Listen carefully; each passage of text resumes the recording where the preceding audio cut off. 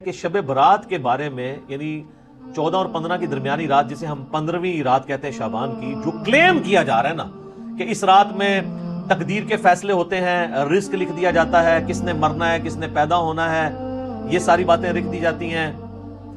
ये सारे के सारे क्लेम, हत्ता कि यहां तक क्लेम किया जाता है जी कुरान 2 दफा नाजिल हुआ है, एक दफा लोहे महफूज से जो है वो पहले आसमान पे, और उसके बाद पहले आसमान से नीचे, वो कहते हैं वो जो पहले वाला ऊपर वाला हिस्सा नाजिल हुआ है वो भी इस रात में हुआ है। ये सारे के सारे क्लेम कुरान की रूह से बिल्कुल गलत है। कुरान हकीम को आप पढ़ेंगे तो ये सारे के सारे क्लेम्स आपको शब कदर के बारे में मिलेंगे। कदर का मतलब भी डेस्टिनी की रात, जो रमजान मुबारक के आखिरी अशरे की ताक रातों में आती है, और बुखारी मुस्लिम में कई अहादीस उसके ऊपर गवाह है।